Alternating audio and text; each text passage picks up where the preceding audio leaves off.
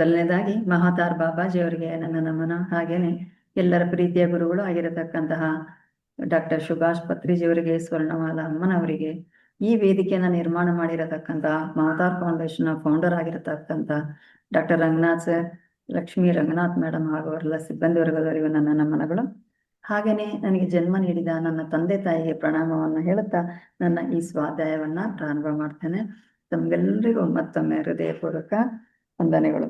Thank you very much. Yashoda madam ತುಂಬಾ ಚೆನ್ನಾಗಿ ಧ್ಯಾನವನ್ನ ಮಾಡಿಸಿದ್ರು. ಒಳ್ಳೆಯ ನಿರೂಪಣೆಯನ್ನು ಸಹ ಮಾಡೋ ಹಾಗೆ ಯಶೋಧ ಮೇಡಮ್, ಅನುರಾಧ ಮೇಡಮ್ ಎಲ್ರಿಗೂ ಸಹ ಧನ್ಯವಾದಗಳು. ಈಗಾಗಲೇ ಪರಿಚಯದಲ್ಲೇ ಹೇಳಿದ್ರಿ, ಇದು ಭಾಗ 3 ಅಂತ. ಇವತ್ತು ನಾನು ಹೇಳತಕ್ಕಂಥದ್ದು ಭಾಗ 3 ಅಂದ್ರೆ 3ನೇ ದಿನದ ಒಂದು ಸ್ವಾಧ್ಯಾಯ. ಆದರೆ ಈ ಒಂದು ಹಿಮಾಲಯ ಗುರುವಿನ ಗರಡಿಯಲ್ಲಿ ಹೇಳತಕ್ಕಂತಹ ಓರ್ವ ಯೋಗಿಯ ಆತ್ಮಕಥೆ ಅಂದರೆ ಶ್ರೀಯಂ ಅವರ ಆತ್ಮಕಥೆ, ಇದರ 4ನೇ ಅಧ್ಯಾಯವನ್ನ ನಾವಿವತ್ತು ನೋಡೋಣ. ಈ ಹಿಂದೆ ನಾವು ನೋಡ್ಕೊಂಡ್ವಿ, ಸ್ವಲ್ಪ ಪುನರ್ಮನನ ಮಾಡತಕ್ಕಂಥದ್ದು. ಶ್ರೀಯಂ ಅಂತ ಹೇಳತಕ್ಕಂತಹ ಒಬ್ಬ ಯೋಗಿ ಆಕ್ಚುಲಿ ಮುಸಲ್ಮಾನ ಕುಟುಂಬದಲ್ಲಿ ಹುಟ್ಟಿದವರು, ಈಗಲೂ ಸಹ ಇರತಕ್ಕಂತಹ ಒಬ್ಬ ಯೋಗಿ. 100 ವರ್ಷಗಳ ಹಿಂದೆ ಬ್ರಾಹ್ಮಣ ಕುಟುಂಬದಲ್ಲಿ ಹುಟ್ಟಿ ಅಲ್ಲಿ ಚಿಕ್ಕ ವಯಸ್ಸಿನಲ್ಲಿಯೇ 19 ವರ್ಷದಲ್ಲಿಯೇ ಹಿಮಾಲಯದಲ್ಲಿ ಧ್ಯಾನವನ್ನ ಮಾಡ್ತಾ ಇದ್ದ ಯೋಗಿ ತನ್ನ ಯೋಗ ಅಥವಾ ಧ್ಯಾನವನ್ನ ಮಾಡುವ ಸಂದರ್ಭದಲ್ಲಿ ಒಬ್ಬ ಮುಸಲ್ಮಾನ ಸೂಫಿ ಬಂದು ಇವರನ್ನ ತಕ್ಕೊಂಡು ಬಿಡ್ತಾರೆ. ಯಾಕಂತಂದ್ರೆ ಅವರಿಗೆ ಇವರ ಮಾರ್ಗದರ್ಶನ ಬೇಕಿತ್ತು. ಅದರಿಂದ ಅವರ ಗುರುಗಳು ಇವರ ಹತ್ರ ಕಳಿಸಿದ್ರು, ಹಿಮಾಲಯದಲ್ಲಿ ಒಬ್ಬ ಯುವ ಯೋಗಿ ಇದ್ದಾರೆ, ಅವರಿಂದ ನೀನು ಮುಂದಿನ ಒಂದು ಮಾರ್ಗವನ್ನ ಪಡ್ಕೋ, ಯಾಕಂದ್ರೆ ನಾನು ದೇಹ ತ್ಯಾಗ ಮಾಡ್ತಾ ಇದ್ದೆ ಅಂತ ಅವ್ರು ಹುಡ್ಕೊಂಡು ಬರ್ತಾರೆ. ಆದ್ರೆ ಅವರು ಆಗ್ಲೇ ಅವರ ದೇಹ ತಲೆ ಸಾಕಷ್ಟು ಗಾಯಗಳಾಗಿದ್ದು, ರಕ್ತ ಸುರಿತಾ ಇತ್ತು, ಕೊಳಕಾಗಿದ್ರು, ವಾಸನೆ ಸಹ ಬರ್ತಾ ಇದ್ರು.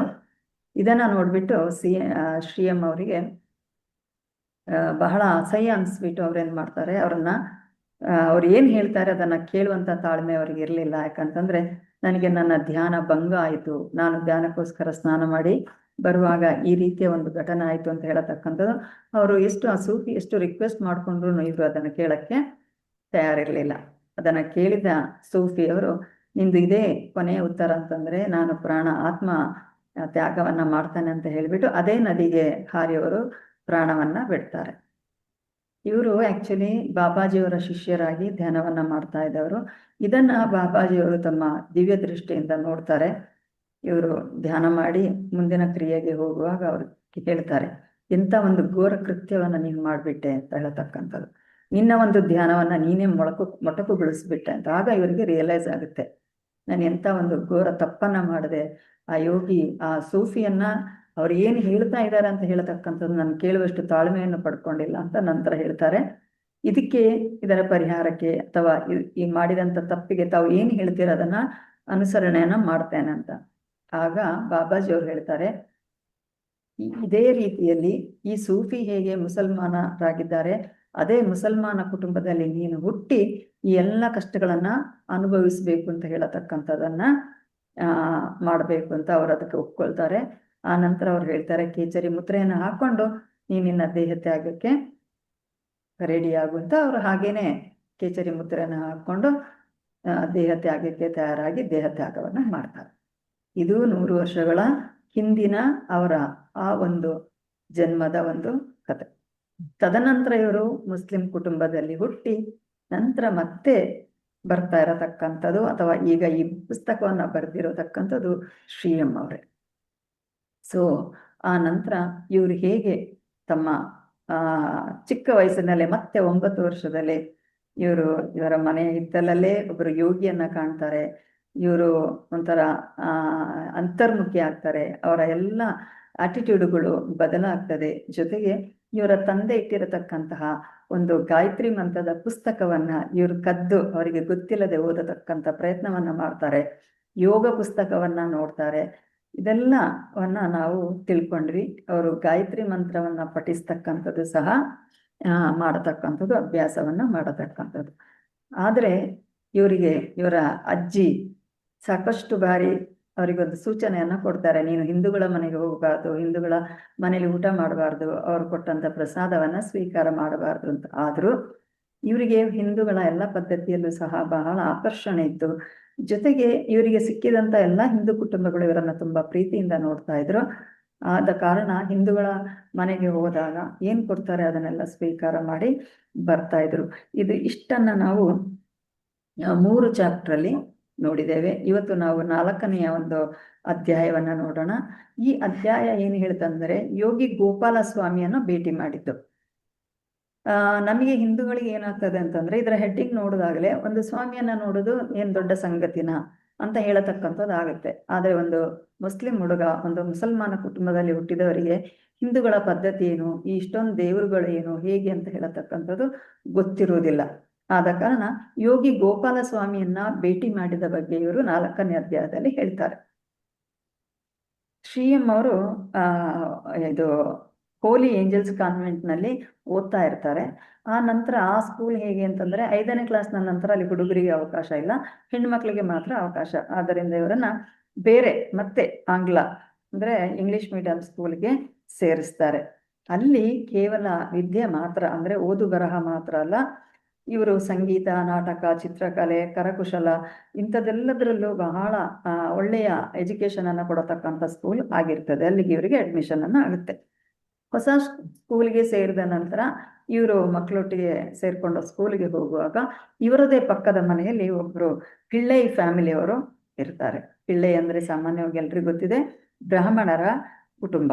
ಒಂದು ಅರ್ಧ ಕಿಲೋಮೀಟರ್ ದೂರದಲ್ಲಿ ಅಲ್ಲಿ ಅಣ್ಣ ತಮ್ಮಂದಿರು ಇಬ್ಬರು ಇರ್ತಾರೆ. ಅವರನ್ನ ಸಾಮಾನ್ಯವಾಗಿ ತಮಿಳಿನಲ್ಲಿ ಹಿರಿಯ ಹುಡುಗನಿಗೆ ಪೆರಿಯ ತಂಬಿ ಮತ್ತೆ ಚಿಕ್ಕ ಹುಡುಗನಿಗೆ ಚಿನ್ನ ತಂಬಿ ಅಂತ ಹೇಳ್ಕೊಂಡು ಕರೆಯತಕ್ಕಂಥದ್ದು. ಇದರಲ್ಲಿ ದೊಡ್ಡವನು ಮಾರ್ತಾಂಡ ಪಿಳ್ಳೈ ಅಂತ ಹೆಸರು, ಎರಡನೆಯವನು ಶಿವಾನಂದ ಪಿಳ್ಳೈ ಅಂತ ಹೇಳ್ತಕ್ಕಂಥ ಇಬ್ರು ಮಕ್ಕಳು ಇವರಿಗೆ ಕ್ಲಾಸ್ಮೇಟ್ಸ್ ಆಗಿರ್ತಾರೆ. ಹಾಗೇನೆ ಅವರೊಟ್ಟಿಗೆ ಸ್ಕೂಲಿಗೆ ಹೋಗುದು ಬರೋದು, ಪ್ರತಿ ಭಾನುವಾರಗಳು ಪುರ್ಸೊತ್ತಿದ್ದಾಗೆಲ್ಲ ಅವರ ಮನೆಗೆ ಹೋಗತಕ್ಕಂಥ ಈ ಮಕ್ಕಳೊಟ್ಟಿಗೆ ಆಟ ಆಡತಕ್ಕಂಥದನ್ನ ಮಾಡ್ತಾ ಇರ್ತಾರೆ. ಈ ಮಾರ್ತಾಂಡ ಪಿಳ್ಳೆಯ ಬಗ್ಗೆ ಮತ್ತೆ ಈ 2 ಮಕ್ಕಳ ಬಗ್ಗೆ ಮುಂದೆ ಹೇಳ್ತಾರೆ. ಮಾರ್ತಾಂಡ ಪಿಳ್ಳೆ ಒಳ್ಳೆಯ ವಿದ್ಯಾಭ್ಯಾಸವನ್ನೇ ಮಾಡಿ ನರರೋಗ ತಜ್ಞರಾಗ್ತಾರೆ. ಇವ್ರದ್ದೊಂದು ಆಸ್ಪತ್ರೆ ಸಹ ತಿರುವನಂತಪುರದ ಒಂದು ಹೊರವಲಯದಲ್ಲಿ ಈಗಲೂ ಸಹ ಇದೆ.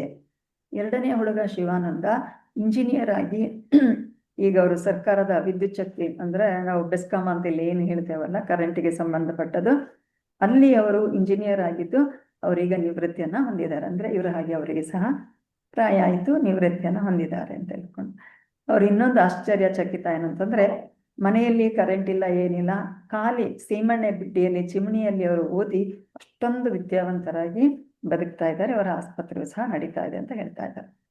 ತುಂಬಾ ಚಿಕ್ಕ ಒಂದು ಮನೆಯಲ್ಲಿ ಅವರು ವಾಸ ಆಗಿದ್ರು. ಅವರ ತಂದೆ ಅನಂತ ನಾರಾಯಣ ಪಿಳ್ಳೈ, ಇವರು ಪೊಲೀಸ್ ಇಲಾಖೆಯಲ್ಲಿ ಕೆಲಸವನ್ನ ಮಾಡ್ತಾ ಇದ್ರು. ಆಗ ಎಲ್ಲರೂ ಸಹ ಸೌದೆಯನ್ನೇ ಉಪಯೋಗ ಮಾಡ್ತಾ ಇದ್ರು. ಅವರ ಒಂದು ಮನೆಯ ಒಂದು ಭಾಗದಲ್ಲಿ ಅವರು ಸೌದೆಯನ್ನ ಕಲೆಕ್ಟ್ ಮಾಡಿ ಸಂಗ್ರಹ ಮಾಡಿ ಇಟ್ಕೊಳ್ತಾ ಇದ್ರು. ಯಾಕಂದ್ರೆ ಆಗೆಲ್ಲ ಗ್ಯಾಸ್ ಇರ್ಲಿಲ್ಲ, ಕರೆಂಟ್ ಇರ್ಲಿಲ್ಲ, ಸೌದೆಯಲ್ಲೇ ಕಟ್ಟಿಗೆಯಲ್ಲೇ ಅಡಿಗೆಯನ್ನ ಮಾಡ್ತಾ ಇದ್ರು. ಇವರು ಸಾಮಾನ್ಯವಾಗಿ ಕನ್ಯಾಕುಮಾರಿಯಿಂದ ಬಂದಂತ ಫ್ಯಾಮಿಲಿ. ನಂತರ ಅವರು ತಿರುವನಂತಪುರದಲ್ಲಿ ನೆಲೆಸಿದ್ರು. ಇವರು ದಿನ ಶಾಲೆಗೆ ಹೋಗ್ತಾ ಇದ್ದಾಗ ಪ್ರತಿದಿನ ಅವರೊಂದಿಗೆ ಶಾಲೆಗೆ ಹೋಗುದು ಬರುದು ಆಟ ಆಡೋದೆಲ್ಲ ಆಯ್ತು. ಅಂದ್ರೆ ಅವರ ಒಂದು ಸ್ನೇಹ ಏನಿತ್ತು ತುಂಬಾ ಗಾಢವಾಗಿತ್ತು. ತುಂಬಾ ಸಲ ಇವರು ಮನೆಗೆ ಹೋಗಿ ತಂದೆ ತಾಯಿಯ ಪ್ರೀತಿಯನ್ನು ಸಹ ಗಳಿಸ್ಕೊಂಡಿದ್ರು. ಅಂದ್ರೆ ಪಿಳ್ಳೈ ಫ್ಯಾಮಿಲಿ ಅವ್ರದ್ದು. ಬಿಸಿಲಿಂದೆಲ್ಲ ಬಂದಾಗ ಅವ್ರ ಅಮ್ಮ ಯಾವಾಗ್ಲೂ ಹೇಳೋದಂದ್ರೆ ಇವರು ಒಳ್ಳೆಯ, ನೀವೆಲ್ಲ ಯೂಟ್ಯೂಬ್ನಲ್ಲೆಲ್ಲ ನೋಡಿರ್ಬೋದು, ಒಳ್ಳೆಯ ಶ್ರೀಯಮ್ಮ ಅವರ ಇದು ಬಣ್ಣ ಒಳ್ಳೆಯ ಬೆಳ್ಳಗಿನ ಒಂದು ವ್ಯಕ್ತಿತ್ವ. ಅವರಮ್ಮ ಯಾವಾಗ್ಲೂ ಬಿಸಿಲಿಂದ ಬಂದ ತಕ್ಷಣ ಇವರ ಮುಖವನ್ನ ಸವರಿ ಅಯ್ಯೋ ನೋಡು ಕೆನ್ನೆಲ್ಲ ಟೊಮೆಟೊ ಆದಂಗೆ ಆಗೋಗಿದೆ ಬಿಸಿಲಲ್ಲಿ ಅಂತ ಸವರ್ತಾ ಇದ್ರು. ಇದ್ದ ತಿಂಡಿಯನ್ನ ಕೊಡ್ತಾ ಇದ್ರು. ಅವರು ತಿಂದು ಮಕ್ಕಳೊಟ್ಟಿಗೆ ಆಟವನ್ನ ಆಡ್ತಾ ಇದ್ರು. ಅವ್ರದ್ದು ದೊಡ್ಡ ಕುಟುಂಬ. ಯಾಕಂತಂದ್ರೆ ಕೇವಲ 2 ಮಕ್ಕಳು ಮಾತ್ರ ಅಲ್ಲ, ಅದರ ಜೊತೆಗೆ ಇನ್ನೊಬ್ಬ ಗೋಪಾಲ ಅಂತ ಕಡೆಯವನಿದ್ದ ಅಂತ ಹೇಳಿದ್ದಾರೆ. ಈ ಗೋಪಾಲ ಅಂತ ಹೇಳೋದು ಯಾರು ಅಂತ ನಿಮಗೆ ಮುಂದೆ ಗೊತ್ತಾಗುತ್ತೆ. ಇವರಿಗಿಬ್ರು ಸೋದರಿಯರು ಇರ್ತಾರೆ. ಒಬ್ಳಿಗೆ ಇಬ್ರು ಮದುವೆಯನ್ನು ಆಗಿ ಅವರವರ ಪಾಡಿಗೆ ಅವರ ಕುಟುಂಬವನ್ನ ನಿರ್ವಹಿಸ್ತಾ ಇರ್ತಾರೆ. ಒಂದು ದಿನ ಇವರು ಇನ್ನೊಂದೇನು ಅಂತಂದ್ರೆ ಈ ಫ್ಯಾಮಿಲಿ ತುಂಬಾ ಗಣಿತ ಮತ್ತೆ ವಿಜ್ಞಾನದಲ್ಲಿ ಬಹಳ ನುರಿತವರಾಗಿರ್ತಾರೆ. ಮಕ್ಕಳು ಹಾಗೆ ವಿದ್ಯಾವಂತರಾದ್ರು. ತಂದೆನೂ ಸಹ ತುಂಬಾ ಲೆಕ್ಕ ಮತ್ತೆ ವಿಜ್ಞಾನದಲ್ಲಿ ಬಹಳ ಪರಿಣಿತರಾಗಿರ್ತಾರೆ. ಶ್ರೀಎಂ ಅವರಿಗೆ ಲೆಕ್ಕ ಸ್ವಲ್ಪ ಕಷ್ಟ ಆಗ್ತಾ ಇತ್ತು. ಆದ ಕಾರಣ ಅವರ ತಂದೆ ಈ ಪಿಳ್ಳೈ ಇದ್ದಾರಲ್ಲ, ಅನಂತನಾರಾಯಣ ಪಿಳ್ಳೈ, ಅವರೇ ಮುಂದೆ ಬರ್ತಾರೆ. ನಿನಗೆ ಲೆಕ್ಕ ಕಷ್ಟ ಆದರೆ ನಾನು ನಿನಗೆ ಟ್ಯೂಷನನ್ನು ಹೇಳ್ಕೊಡ್ತೇನೆ ಅಂತ ಹೇಳತಕ್ಕಂಥದ್ದು. ಅದಕ್ಕೆ ಒಪ್ಕೊಳ್ತಾರೆ. ಅಂದರೆ ಅಲ್ಲಿ ಅವರು ಇವರು ಸ್ವಲ್ಪ ಮಟ್ಟಿಗೆ ಪೇಮೆಂಟನ್ನು ಮಾಡ್ತಾ ಇದ್ರು. ಬಟ್ ಅವ್ರು ಹೇಳ್ತಾರೆ, ಆ ಪೇಮೆಂಟಿಗೆ ಅವ್ರಿಗೆ ಯಾವತ್ತೂ ಅಂಗಲ ಹಚ್ಚಿಲ್ಲ. ಅವರಿಗೆ ಅದು ಮುಖ್ಯ ಅಲ್ಲ. ಒಟ್ಟು ನನಗೆ ಲೆಕ್ಕವನ್ನು ಹೇಳ್ಕೊಡತಕ್ಕಂಥದ್ದು ಅವರಿಗೆ ಬಹಳ ಬಹಳ ಮುಖ್ಯ ಇತ್ತು. ಹಾಗಾಗಿ ದಿನ ಅವರ ನಿವಾಸಕ್ಕೆ ಹೋಗಿ ಗಣಿತ ಪಾಠವನ್ನು ಅವರು ಕಲಿತಾ ಇದ್ರು. ಒಂದು ದಿನ ಸಂಜೆ ಇವರು ಟ್ಯೂಷನಿಗಂತ ಅವ್ರ ಮನೆಗೆ ಹೋಗ್ತಾರೆ. ಮನೆಗೆ ಹೋದಾಗ ಈ ರಾಮಸ್ವಾಮಿ ಅಂತ ಹೇಳುವವರು ಹೊರಗೆ ಬರ್ತಾರೆ. ಹೊರಗೆ ಬಂದ್ಬಿಟ್ಟು, ಇವತ್ತು ಕ್ಲಾಸ್ ಇಲ್ಲ, ನೀನು ನಾಳೆ ಬರ್ಬೋದಾ ಅಂತ ಕೇಳ್ತಾರೆ. ಅವರು ಆಯಿತು, ಏನೋ ಕೆಲಸ ಇದೆ ಅದಕ್ಕೋಸ್ಕರ ಅಂತ. ಇವರು ವಾಪಸ್ ಓಕೆ, ನನಗೆ ಮನೆಯಲ್ಲಿ ಬಂದು ಚೆನ್ನಾಗಿ ಆಟ ಆಡಲಿಕ್ಕೆ ಪುರ್ಸೊತ್ತಾಗ್ತದೆ ಅಂತ ಹೇಳಿಬಿಟ್ಟು ವಾಪಸ್ ಮನೆಗೆ ಬರುವಂಥದ್ದನ್ನು ಮನಸ್ಸು ಮಾಡಿದೆ. ಆದರೆ ಇವರಿಗೆ 2 ಮಕ್ಕಳಿದ್ರಲ್ಲ, ಅಣ್ಣ ತಮ್ಮ, ಅವರನ್ನು ನೋಡದೆ ವಾಪಸ್ ಬರಲಿಕ್ಕೆ ಇಷ್ಟ ಆಗಲಿಲ್ಲ. ಅದಕ್ಕೆ ಇವ್ರು ಕೇಳ್ತಾರೆ, ಇವರು ಎಲ್ಲಿ ಅಂತ ಹೇಳ್ಕೊಂಡು, ಪೆರಿಯ ತಂಬಿ ಮತ್ತೆ ಚಿನ್ನ ತಂಬಿ ಎಲ್ಲಿ ಅಂತ. ಸೊ ಆಗ ಅವ್ರು ಹೇಳ್ತಾರೆ, ಅವರು ಒಳಗಡೆ ಏನೋ ಕೆಲಸದಲ್ಲಿದ್ದಾರೆ ಅಂತ. ಇವರಿಗೆ ಒಳಗಡೆ ಯಾವುದೋ ಕೆಲಸ ಅಂದರೆ ಇವರಿಗೊಂಥರ ಆಶ್ಚರ್ಯ ಆಯ್ತು, ಏನಿರಬಹುದು ಅಂತ. ಆಮೇಲೆ ಅವರಿಗೆ ಮನೆಯ ಒಳಗಿಂದ ಒಳ್ಳೆ ಅಗರಬತ್ತಿಯ ಸುವಾಸನೆ ಬರೋದು ಗೊತ್ತಾಯಿತು. ಅದಕ್ಕೆ ಅವ್ರು ಕೇಳ್ತಾರೆ, ಅವರ ತಾಯಿನೂ ಹೊರಗೆ ಬರ್ತಾರೆ, ತಂಗಿನೂ ಹೊರಗೆ ಬರ್ತಾರೆ. ಅದಕ್ಕೋಸ್ಕರ ಕೇಳ್ತಾರೆ, ಏನು ಮನೆಯಿಂದ ಅಗರಬತ್ತಿಯ ಇದು ಸುವಾಸನೆ ಬರ್ತಾ ಇದೆಯಲ್ಲ ಅಂತ. ಅದಕ್ಕೆ ಅವರು ಹೌದು ಅಂತಾರೆ.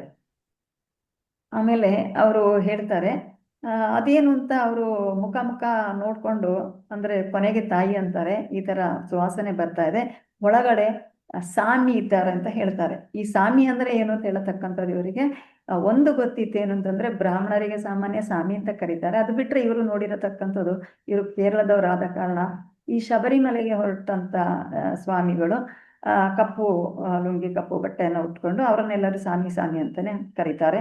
ಅವರು ಹೋಗಿ ಬರುವವರೆಗೆ ಅವರ ಹೆಸರನ್ನು ಕರೆಯುವುದಿಲ್ಲ, ಎಲ್ಲರೂ ಸ್ವಾಮಿ ಅಂತಾನೆ ಹೇಳ್ತಾರೆ. ಆದರೆ ಇಲ್ಲಿ ಇವರ ಮನೆಯಲ್ಲಿರುವ ಸ್ವಾಮಿ ಯಾರು ಅಂತ ಹೇಳತಕ್ಕಂಥದ್ದು ಇವರಿಗೆ ಬಹಳ ಆಶ್ಚರ್ಯ ಆಗುತ್ತೆ. ಅದಕ್ಕೆ ಅವರು ಕೇಳ್ತಾರೆ, ಅವ್ರು ಕೊಂಚ ನಿಂತು ಕೇಳ್ತಾರೆ. ಅವ್ರು ಹೋಗಿರುವುದಿಲ್ಲ, ಅಲ್ಲೇ ನಿಲ್ತಾರೆ. ಅದಕ್ಕೆ ಅನಂತ ನಾರಾಯಣರಿಗೆ ಅಂದಾಜಾಗುತ್ತೆ. ಒಳಗೆ ಹೋಗ್ಬಿಟ್ಟು ಇವರು ಮಾತಾಡ್ಕೊಂಡು ಬಂದ್ಬಿಟ್ಟು ಕೇಳ್ತಾರೆ, ನಿನಗೆ ಒಳಗೆ ಬರಬೇಕಾ, ನಿನಗೆ ಒಳಗೆ ಹೋಗ್ಬೇಕಾ ಅಂತ ಹೇಳ್ತಕ್ಕಂಥದ್ದು. ಅದಕ್ಕೆ ಅವರು ಹೌದು ಅಂತ ಹೇಳ್ತಾರೆ.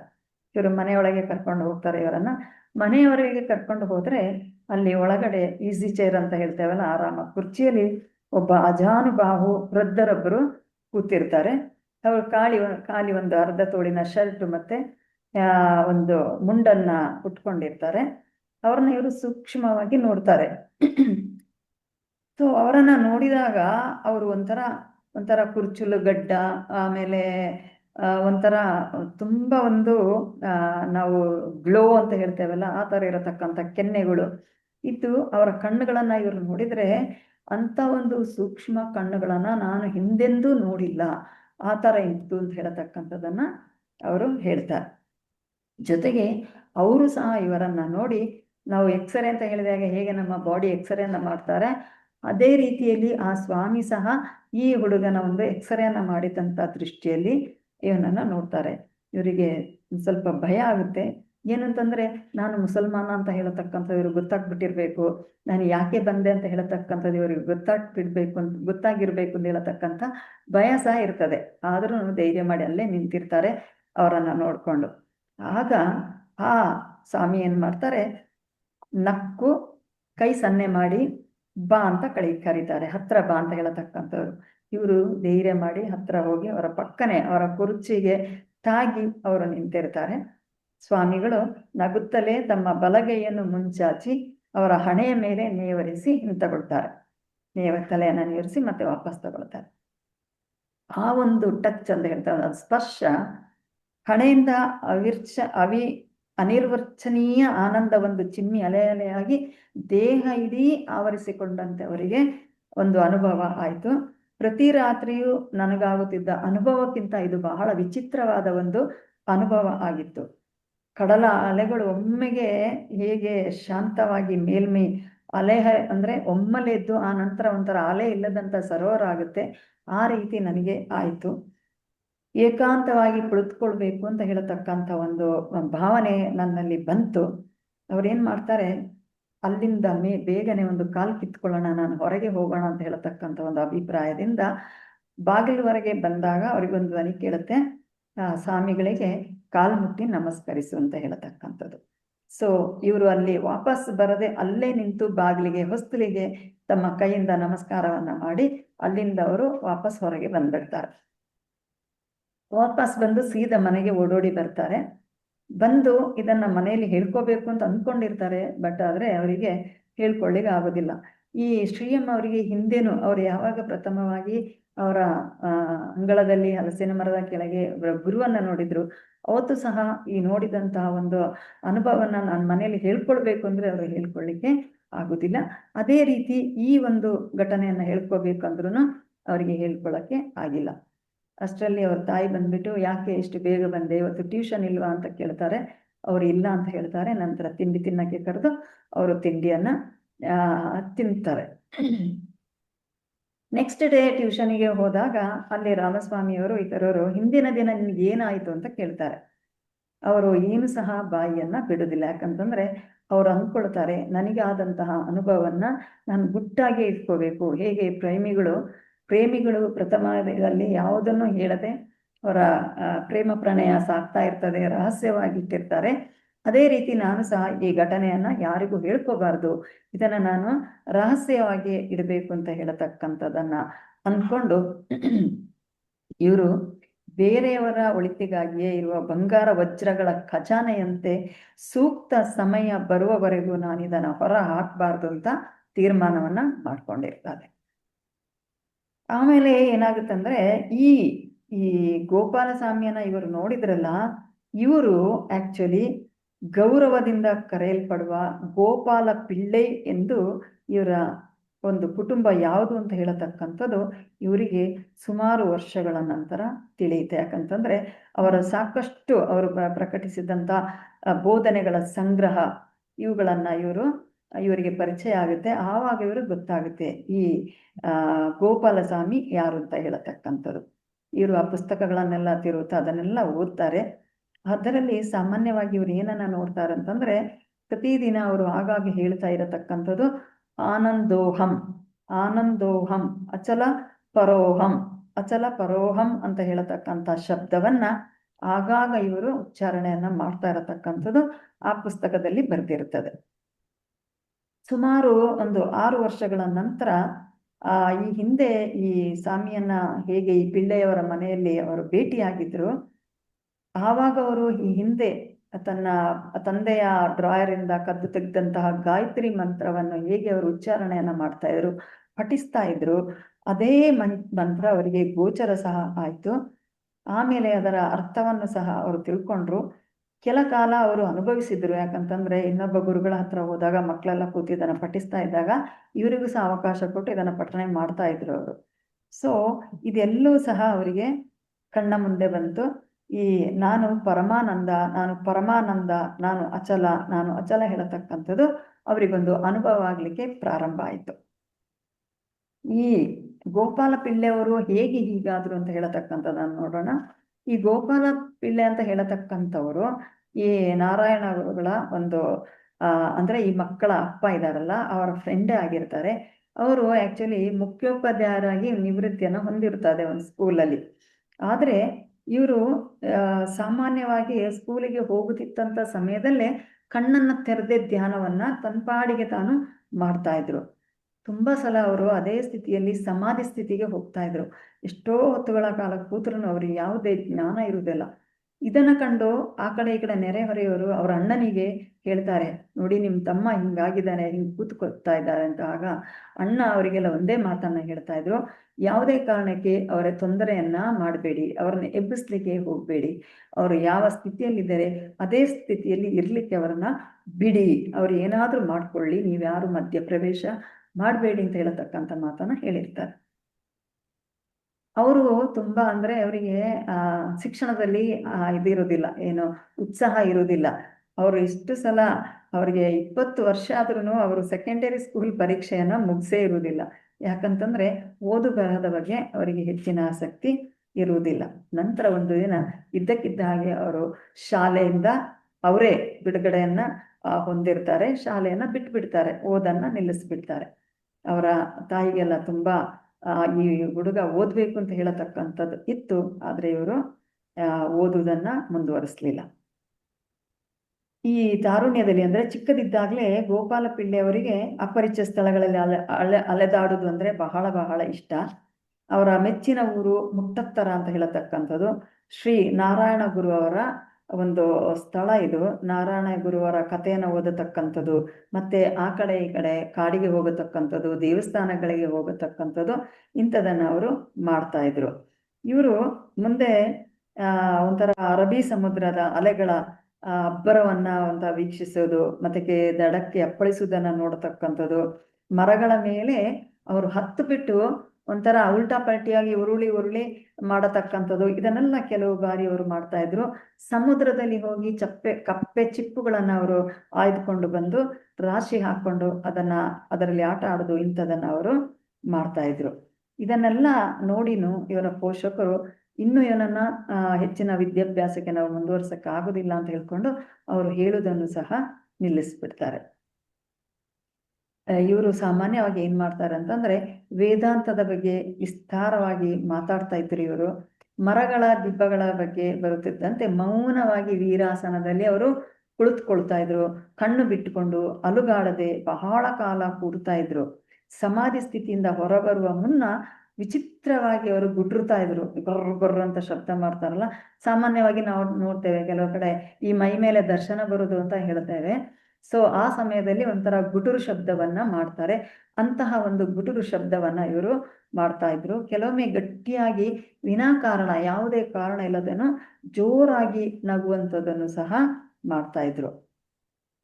ಇವರು ಈ ಒಂದು ಕಾಲದಲ್ಲಿ ಏನ್ ಮಾಡ್ತಾ ಇದ್ರು ಅಂತಂದ್ರೆ, ಇವರು ಈ ಜೈಲ್ ಇದೆಯಲ್ಲ, ಕಾರಾಗೃಹ ಇದೆಯಲ್ಲ, ಇಲ್ಲಿ ಗಲ್ಲಿಗೇರಿಸಿದ ಕೊಲೆಗಡುಕರ ದೇಹವನ್ನ ಒಂದು ಕಡೆ ಸ್ಮಶಾನದಲ್ಲಿ ಅಲ್ಲಿ ಸುಡುವಂಥದ್ದು ಅಥವಾ ಹೂಳತಕ್ಕಂಥ ಒಂದು ಮಾಡತಕ್ಕಂಥ ಸ್ಮಶಾನ ಇರುತ್ತೆ. ಇವರು ಅಲ್ಲಿಗೆ ಸಾಮಾನ್ಯವಾಗಿ ಹೋಗೋರು. ಅಲ್ಲಿ ಹೋಗಿದ್ರೆ ಅಲ್ಲಿ ನಿಜವಾಗ್ಲೂ ಆ ಊಟದೆಲ್ಲ ಕೆಲವೊಮ್ಮೆ ಏನಾದ್ರು ನಾಯಿಯೋ ಏನಾದ್ರು ತೆಗೆದು ಮಾಡಿ ಶವಗಳನ್ನ ಹೊರಗೆ ಹಾಕಿರತಕ್ಕಂಥದ್ದು, ಅದೆಲ್ಲ ವಾಸನೆ, ಕೊಳೆತ ವಾಸನೆಯನ್ನು ಬರತಕ್ಕಂಥದ್ದು.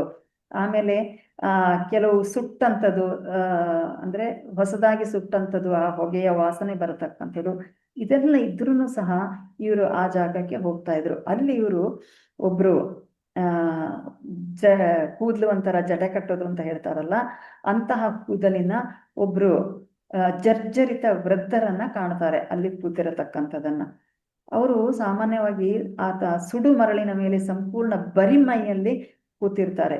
ಗೋಪಾಲ ಪಿಳ್ಳೆಯವರ ವಿಚಿತ್ರ ಜೀವಿಯನ್ನ ಒಬ್ಬರನ್ನೊಬ್ರು ತಬ್ಬಿಕೊಂಡ್ರು. ಒಂದ್ಸಲ ತಬ್ಬಿಕೊಂಡು ಅಲ್ಲೇ ಇದ್ದ ಹುಣಸೆ ಮರದ ನೆರಳಲ್ಲಿ ನಿಂತಿರುವಂತೆ ಹೇಳಿ ಅವರಿಬ್ಬರು ಅಲ್ಲೇ ಆಚೆ ದೂರದಲ್ಲಿ ತಾಳೆ ಮರಗಳ ತೋಪಿಗೆ ನಡೆದುಕೊಂಡು ಹೋಗ್ತಾರೆ. 1 ಗಂಟೆ ಕಾಲ ಅವರಿಗಾಗಿ ಕಾದು ದಣಿದು ಆತಂಕಗೊಂಡ ಪಿಳ್ಳೆಯವರು ತೋಪಿನ ಕಡೆಗೆ ನಡೆದು ಬರ್ತಾರೆ.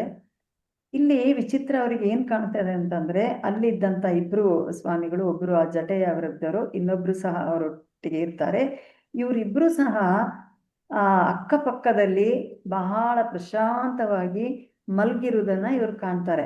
ಇವ್ರು ಹೋದವ್ರು ಎಲ್ಲಿ ಹೋದ್ರು ಬರ್ತಾರಂತ ಹೇಳತಕ್ಕಂಥ ಇವ್ರು ಕಾಯ್ತಾ ಇದ್ರು ಆ ಸ್ಮಶಾನದಲ್ಲಿ.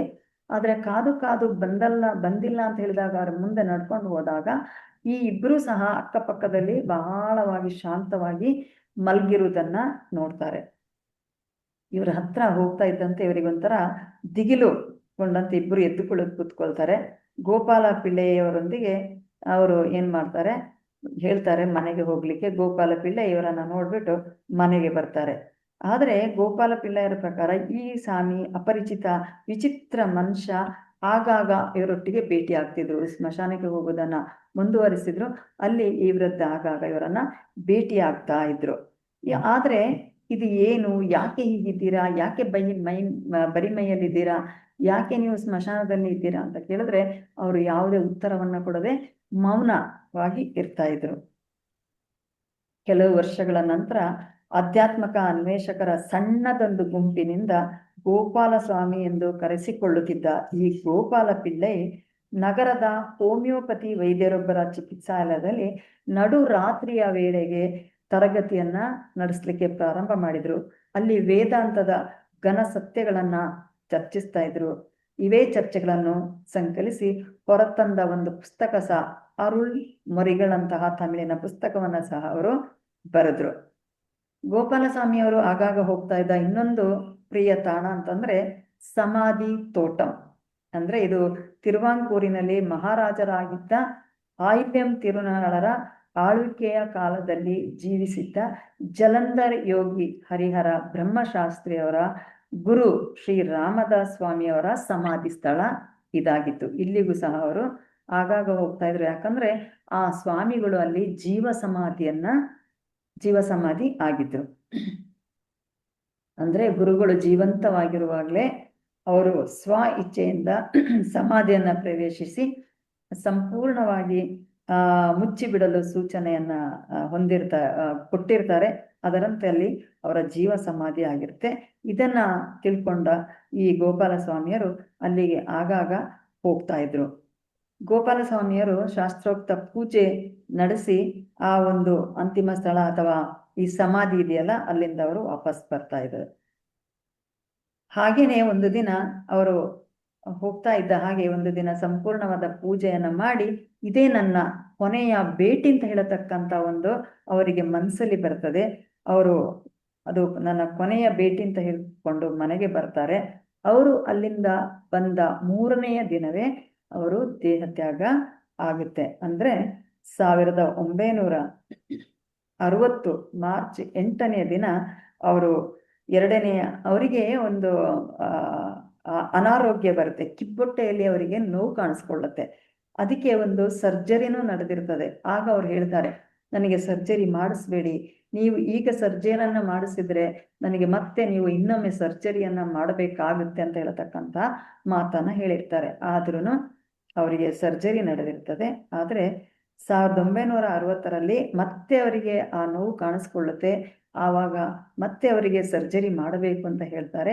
ಸರ್ಜರಿಗೆ ಅವರನ್ನ ಕರ್ಕೊಂಡು ಹೋದಾಗ ಸರ್ಜರಿ ಆಗುವ ಮೊದಲೇ ಅವರ ಪ್ರಾಣ ಹೋಗಿರ್ತದೆ. ಸೊ ಇದು 4ನೇ ಒಂದು ಅಧ್ಯಾಯ. ಅಂದ್ರೆ ಗೋಪಾಲಸ್ವಾಮಿ ಅಂದ್ರೆ ಯಾರು, ಅವರನ್ನ ಹೇಗೆ ಭೇಟಿಯಾದ್ರು ಅಂತ ಹೇಳತಕ್ಕಂಥದ್ದು. ಮುಂದೆ 5ನೇ ಅಧ್ಯಾಯ. 5ನೇ ಅಧ್ಯಾಯದಲ್ಲಿ ಏನು ಹೇಳ್ತಾರೆ ಅಂದ್ರೆ ದೈವೋನ್ಮತ್ತ ಸೂಫಿಯ ಒಂದು ಭೇಟಿ. ಇದು ಈ ಗೋಪಾಲಸ್ವಾಮಿಯನ್ನ ಭೇಟಿಯಾಗಿ ಒಂದೇ ತಿಂಗಳಲ್ಲಿ ಇವರಿಗೆ ಇದು ಒಂದು ಕಂಡುಕೊಳ್ಳುತ್ತೆ. ಇವರ ಅಜ್ಜಿಯ ಒಂದು ಸೋದರತ್ತೆಯ ಮನೆ ಭೀಮಾಪಲ್ಲಿ ಅಂತ ಹೇಳತಕ್ಕಂತ ಸ್ಥಳ. ಅಲ್ಲಿಗೆ ಇವರು ಹೋಗಿರ್ತಾರೆ. ಅಲ್ಲಿ ಎಲ್ಲ ಏನು ಅಂತಂದ್ರೆ ಒಂದು ಸಂತ ಮಹಿಳೆ ಬೀಬಿಯವರ ಸಮಾಧಿ ಸ್ಥಳದಲ್ಲಿ ಎಲ್ಲ ಜನ ಹೋಗ್ತಾರೆ. ಅಲ್ಲಿ ಒಂದು ಅವರು ಆ ಜಾಗ ಮಾಟ ಮಂತ್ರಕ್ಕೆ ಹೆಸರಾದ ಒಂದು ಜಾಗ.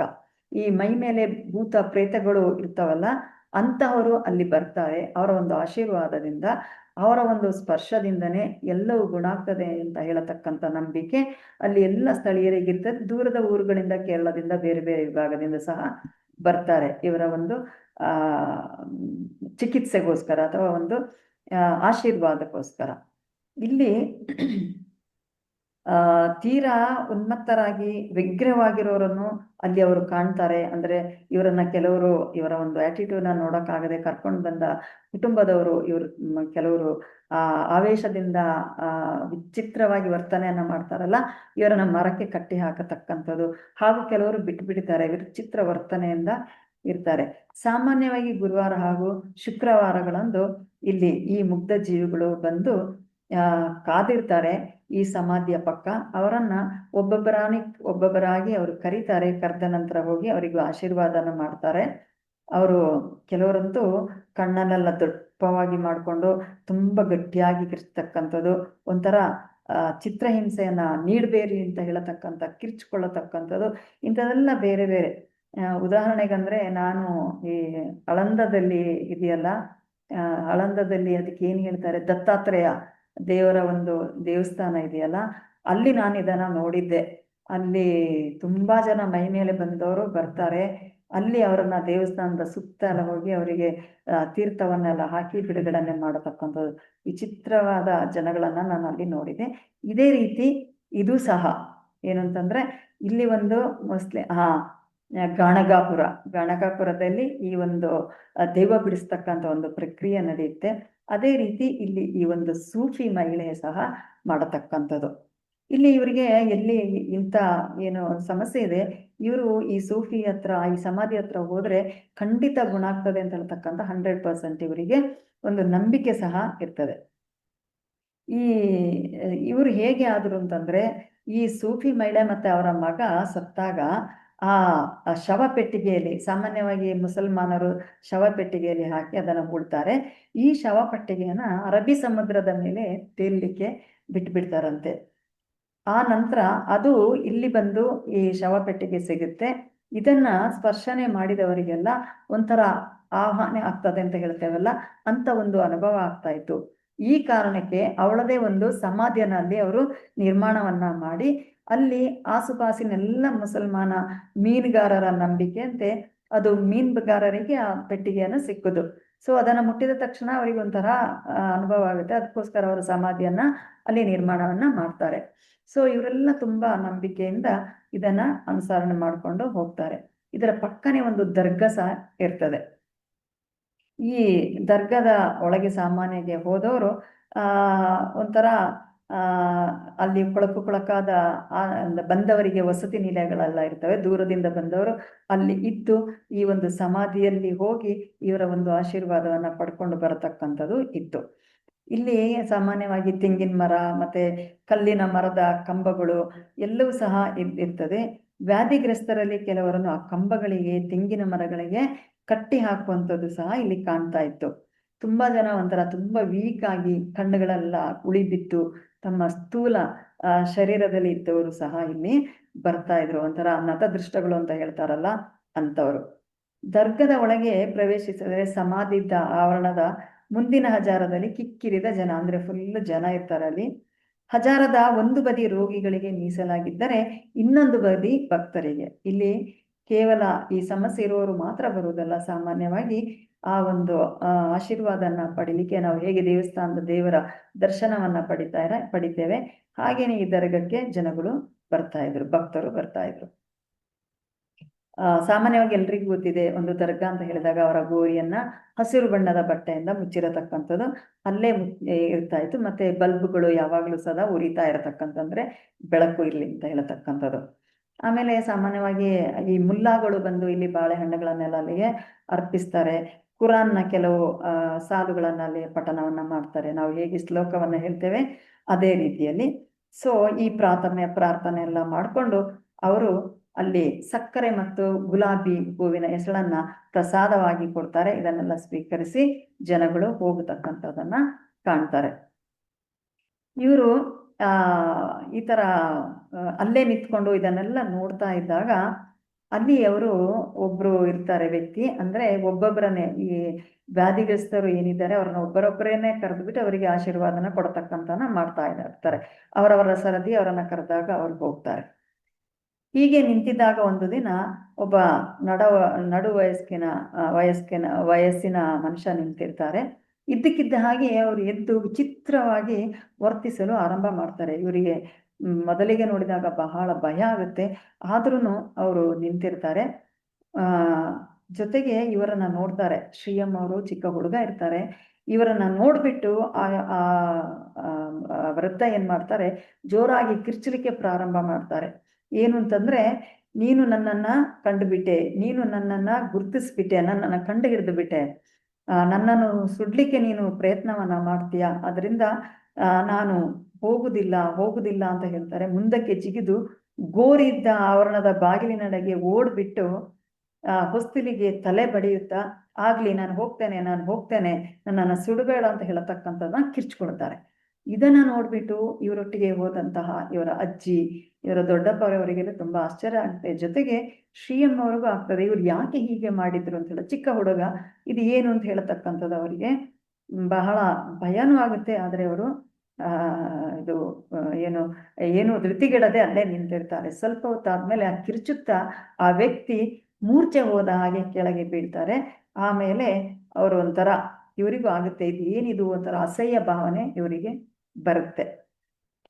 ಇದನ್ನ ನೋಡ್ಬಿಟ್ಟು ಅಜ್ಜಿಗೆ ತಡಿಲಿಕ್ಕಾಗೋದಿಲ್ಲ. ಅವ್ರು ಏನ್ ಮಾಡ್ತಾರೆ, ಅವರ ಅವರ ಅಣ್ಣ ಸಹ ಅವರೊಟ್ಟಿಗೆ ಹೋಗಿರ್ತಾರೆ, ಅಂದ್ರೆ ಇವರ ಅಜ್ಜಿಯ ಅಣ್ಣ.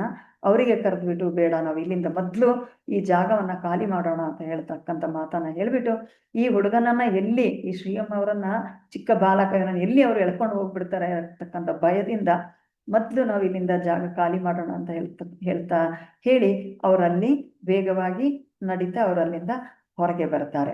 ಅಂದ್ರೆ ಇವರಿಗೆ ಏನಾಗುತ್ತಂದ್ರೆ, ಇದು ಏನಿದು ಅಂತ ಹೇಳತಕ್ಕಂಥದ್ದು ಒಂದು, ಜೊತೆಗೆ ಒಂಥರ ಇವರ ಮೇಲೆ ಒಂದು ಕರಿ ನೆರಳು ಬಿದ್ದಂತ ಒಂದು ಅವರ ಅನುಭವ ಆಗುತ್ತೆ. ಆಮೇಲೆ ಈ ಸಾಮಾನ್ಯವಾಗಿ ಈ ಮನುಷ್ಯ ಹೀಗೆ ಕಿರ್ಚಿಕೊಂಡು ಅಥವಾ ಬೇರೆ ಬೇರೆ ಹೋಗ್ತಾರಲ್ಲ, ಇವರ ಹಿಂದಿನೂ ಕೆಲವು ಜನ ಹೋಗ್ತಾ ಇರ್ತಾರೆ ಅವರನ್ನ ಅನುಸರಣೆ ಮಾಡಿ. ಅಂದ್ರೆ ನಾವು ಒಂದು ತೇರು ಅದು ಇದು ಹೋದಾಗ ಅಥವಾ ಪೂಜೆ ಹೋದಾಗ ದೇವಸ್ಥಾನದ ಸುತ್ತಲೂ ನಾವು ಪ್ರದಕ್ಷಿಣೆಯನ್ನ ಹಾಕ್ತೇವಲ್ಲ ಹಿಂದೆ, ಹಾಗೆ ಇವರು ಸಹ ಹೋಗ್ತಾ ಇರ್ತಾರೆ. ಇವರು ಫಸ್ಟಿಗೆ ಈ ಮನುಷ್ಯನನ್ನ ಹುಚ್ಚ ಅಂತಾನೆ ಅನ್ಕೊಂಡಿದ್ರು. ಇದು ಯಾಕೆ ಹೀಗಾಯ್ತು, ಇವರೊಬ್ರು ಹುಚ್ಚ ಇರಬೇಕು ಅಂತ ಹೇಳತಕ್ಕಂಥದ್ದು. ಆದ್ರೆ ಇವರು ಬೇರೆ ಯಾರೂ ಅಲ್ಲ, ಅದ್ಭುತ ಸಿದ್ಧಿಯುಳ್ಳ ಕಳದಿ ಮಸ್ತಾನೆಂದು ತನ್ನ, ಅಂದ್ರೆ ಇವರ ತಾಯಿಯ ಅಂದ್ರೆ ಇವರ ಮಾಮ ಇದಾರಲ್ಲ ಇವರಿಗೆ ತಿಳಿಸ್ತಾರೆ.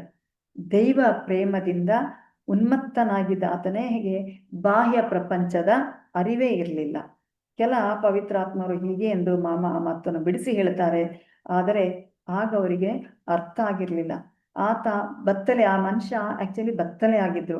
ಇವರಿಗೆ ಅದು ಸಹ ಆಶ್ಚರ್ಯ. ಇವ್ರು ಕೇಳ್ತಾರೆ ಅವರ ಮಾಮನ ಹತ್ರ, ಯಾಕೆ ಅವರು ಬತ್ತಲೆ ಇದ್ದಾರೆ ಅಂತ. ಆಗ ಅವರು ವಿವರಣೆನ ಹೇಳ್ತಾರೆ.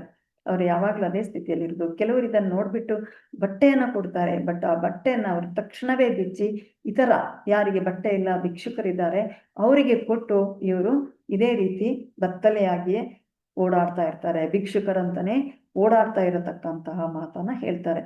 ಇದು ಇವರಿಗೂ ಸಹ ಒಂಥರ, ಇವರು ಏನು ಅಂತಂದ್ರೆ, ಸಾಮಾನ್ಯವಾಗಿ ಕೇರಳದಲ್ಲಿ ಶೆಕೆ ಇರೋ ಕಾರಣ ಬನಿಯನ್ನು ಹಾಕೊಂಡು ಅಥವಾ ಖಾಲಿ ಒಂದು ಮುಂಡು ಕಟ್ಕೊಂಡು ಮೈ ಖಾಲಿ ಬಿಟ್ಟುಕೊಂಡಿರತಕ್ಕಂಥದ್ದು ಒಂಥರ ಸಾಮಾನ್ಯ. ಆದ್ರೆ ಇವರಿಗೆ ಆ ಚಿಕ್ಕದಿಂದನೇ ಮೇಲ್ಗಡೆ ಮೈಗೆ ಬಟ್ಟೆ ಹಾಕೊಳ್ಳೋದು ಬೇಡ ಬೇಡ ಅಂತ ಹೇಳ್ತಕ್ಕಂಥ ಒಂದು ಅವರಿಗೆ ಅನುಭವ ಆಗ್ತಾ ಇತ್ತು. ಆದ ಕಾರಣ ಇವರು ಸಹ ಆಗಾಗ ಬನಿಯನ್ನು ಸಹ ಬಿಚ್ಚಿ ಮೇಲ್ಭಾಗ ಮೈಯನ್ನು ಹಾಗೆ ಬಿಟ್ಕೊಳ್ತಾ ಇದ್ರು. ಇವುಗಳು ನಾವು ಕಾಣಬಹುದು ಕೇರಳದಲ್ಲಿ ಸಾಮಾನ್ಯವಾಗಿ.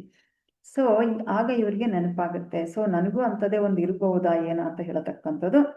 ಆದರೆ ಇವರು ಅಲ್ಲಿಂದ ಸುರಕ್ಷಿತವಾಗಿ ವಾಪಸ್ ಬರ್ತಾರೆ. ಆಮೇಲೆ ಈ ಹುಡುಗನಿಗೆ ಏನಾಗುತ್ತಂದ್ರೆ, ನೀನು ಬಾ ಅಂತ ಹೇಳಿದಂತಹ ಇವರ ಒಂದು ಹಲಸಿನ ಮರದ ಕೆಳಗಡೆ ಈ ಒಂದು ವಿಚಿತ್ರ ವ್ಯಕ್ತಿಯನ್ನ ಇವರು ಪರಿಚಯ ಅಥವಾ ನೋಡಿದ್ರಲ್ಲ, ಅವರೇ ಇರುವರು ಅಂತ ಹೇಳತಕ್ಕಂಥ ಒಂದು ಅನುಭವ ಆಗುತ್ತೆ. ಈ ನಿಜವಾದ ಅಂಶವನ್ನ ನಾವು ಮುಂದಿನ ಅಧ್ಯಾಯದಲ್ಲಿ ನೋಡೋಣ. ನನಗೆ ಕೊಟ್ಟಂತಹ ಸಮಯ ಮುಗಿತಾ ಬಂತು. ಯಾಕಂದ್ರೆ ಇನ್ನೊಂದು ಚಾಪ್ಟರ್ನ ತಗೊಂಡ್ರೆ ಖಂಡಿತ ನಾನು 5 ನಿಮಿಷಕ್ಕೆ ಮುಗಿಸ್ಲಿಕ್ಕೆ ಆಗುದಿಲ್ಲ ಅನ್ಕೊಂಡಿದ್ದೇನೆ. ಇನ್ನು 5 ನಿಮಿಷ ಇದೆ. ಓಕೆ, ಇನ್ನೊಂದನ್ನು 5 ನಿಮಿಷದಲ್ಲಿ ನಾನು ಮುಗಿಸ್ತೇನೆ. ಯಾಕಂತಂದ್ರೆ ಇದು 50 ಚಾಪ್ಟರ್ನ ಒಂದು ಪುಸ್ತಕ ಇದು ನೆಕ್ಸ್ಟ್ ಏನಂದ್ರೆ, ಸುಬ್ರಹ್ಮಣ್ಯ ದೇವರನ್ನ ಅವರು ನೋಡುದು, ಆ ದೇವಸ್ಥಾನಕ್ಕೆ ಇವರು ಬರ್ತಕ್ಕಂಥ ಬಹಳ ಬಹಳ ಜಿಸ್ತನ್ನ ಮಾತ್ರ ನಾನು ಹೇಳ್ಕೊಂಡು ಹೋಗ್ತೇನೆ. ಇವರಿಗೆ ಸ್ಕೂಲಿಗೆ ಹೋಗುವಾಗ ಇವರವ್ರ ಫ್ರೆಂಡ್ ಶ್ರೀನಿವಾಸ್ ಅಂತ ಇರ್ತಾರೆ. ಅವರು ತುಂಬಾ ಅವರೊಟ್ಟಿಗೆ ಸ್ನೇಹದಲ್ಲಿ ಇರ್ತಾರೆ. ಸಾಮಾನ್ಯವಾಗಿ ಶಾಲೆಗೆ ಹೋಗುವಾಗ ಬರುವಾಗ ಅವ್ರ ಮನೆಗಳಿಗೆ ಹೋಗತಕ್ಕಂಥ ಇಂಥದ್ದೆಲ್ಲ ಮಾಡ್ತಾ ಇರ್ತಾರೆ. ಇವರು ಅವ್ರ ಮನೆಯಲ್ಲಿ ಅಂಗಳ ತುಂಬಾ ಚೆನ್ನಾಗಿರುತ್ತೆ, ಹಣ್ಣುಗಳ ತೋಟ ಇಂಥದ್ದೆಲ್ಲ ಇರುತ್ತೆ.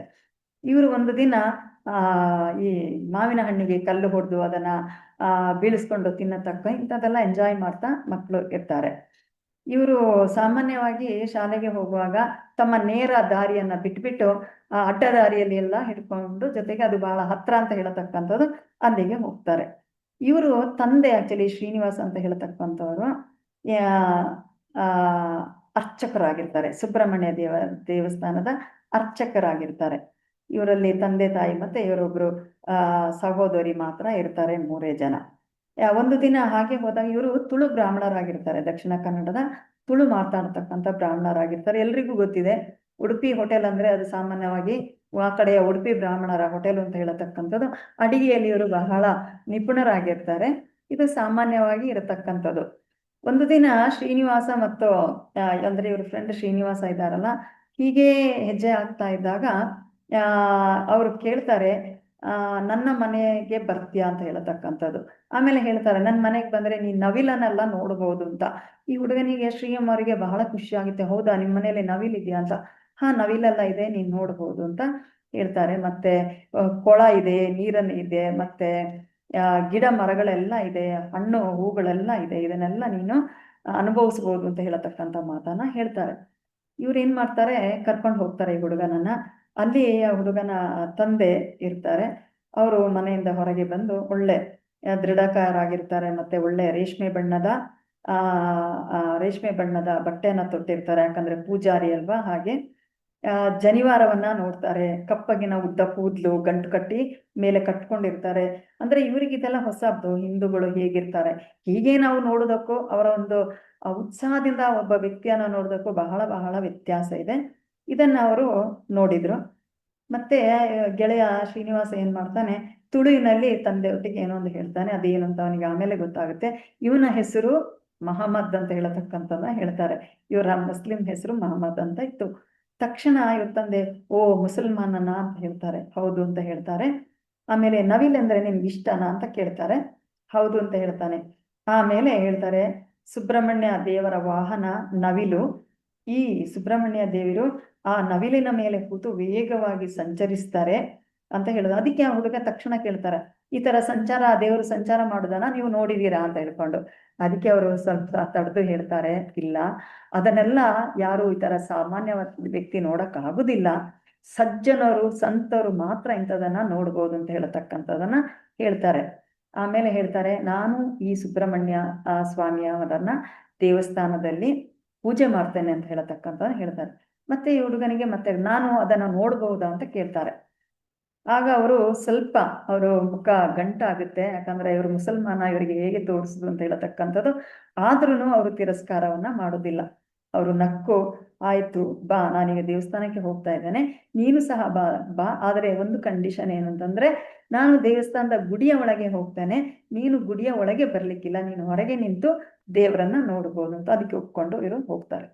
ಗರ್ಭಗುಡಿಯ ಒಳಗೆ ನೋಡಿದಾಗ ಇವರಿಗೆ ಅಲ್ಲಿ ತುಂಬಾ ಆಶ್ಚರ್ಯಕಾರವಾಗಿ ಕಾಣುತ್ತೆ. ಯಾಕಂತಂದ್ರೆ ಇವರ ಸೋಫಿಗಳು ಅಥವಾ ಏನು ಹೇಳ್ತಾರಲ್ಲ, ಮಸೀದಿಯಲ್ಲಿ ಇರತಕ್ಕಂಥ ಮುಲ್ಲಾಗಳೆಲ್ಲ ಉದ್ದವಾದ ಗಡ್ಡವನ್ನೆಲ್ಲ ಬಿಟ್ಕೊಂಡು ಇರ್ತಾರೆ. ಇಲ್ಲಿ ನೋಡಿದ್ರೆ ಇವರು ಸುಬ್ರಹ್ಮಣ್ಯ ಸ್ವಾಮಿ ತುಂಬಾ ಚೆನ್ನಾಗಿ ಶೇವ್ ಎಲ್ಲ ಮಾಡ್ಕೊಂಡು ಯಂಗ್ ಮುಖ, ಮುದ್ದಾದ ಮುಖ. ಈ ಒಂದು ದೇವರನ್ನ ನೋಡಿದಾಗ ಅವರಿಗೆ ತುಂಬಾ ಖುಷಿ ಆಗುತ್ತೆ. ಸೊ ದೇವರು ಸಹ ಹೀಗೆ ಇರ್ತಾರೆ ಅಂತ ಹೇಳತಕ್ಕಂಥದ್ದು. ಆಮೇಲೆ ಅವರಿಗೆ ಕೈಯಲ್ಲಿ ಇರತಕ್ಕಂಥ ಬರ್ಜನ ನೋಡ್ಬಿಟ್ಟು ಅದೇನನ್ನ ಹಿಡ್ಕೊಂಡಿದ್ದಾರೆ ಅಂತ ಕೇಳ್ತಾರೆ. ಅವರು ಹೇಳ್ತಾರೆ, ಇದು ಆಯುಧ, ಇದು ವೇಲ್ ಅಂತ ಹೇಳ್ತಕ್ಕಂಥದ್ದು, ಮಾನವ ಕುಲವನ್ನ ಕಾಪಾಡಲು ಉಪಯೋಗವಾಗತಕ್ಕಂತಹ ಇದು ಬರ್ಜಿ ಅಂತ ಹೇಳ್ತಾರೆ. ಆಮೇಲೆ ಆ ಕಡೆ ಈ ಕಡೆ ಇಬ್ಬರು ಸ್ತ್ರೀಯರಿದ್ದಾರಲ್ಲ, ಅವ್ರು ಯಾರು ಅಂತ ಕೇಳ್ತಾರೆ. ಆವಾಗ ಅವ್ರ ಅಂತಾರೆ, ಅವರ ಪತ್ನಿಯರು ಅಂತ. ಅಂದ್ರೆ ಇವರಿಗೆ ಆಶ್ಚರ್ಯ ಆಗುತ್ತೆ.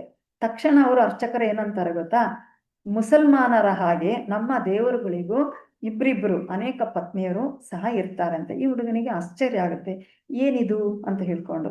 ಇವರಿಗೆ ಅರ್ಥ ಆಗುದಿಲ್ಲ, ಯಾಕಂದ್ರೆ ಇವರ ಮುಸಲ್ಮಾನ ಫ್ಯಾಮಿಲಿಯವರು ಆಗಿದ್ರು ಇವರ ತಲೆಮಾರಿನಿಂದ ಯಾರು ಸಹ ಎರಡನೆಯ ಪತ್ನಿಯನ್ನು ಹೊಂದಿದವರು ಅಥವಾ ಬಹುಪತ್ನಿಯನ್ನ ಹೊಂದಿದವರು ಇರುವುದಿಲ್ಲ.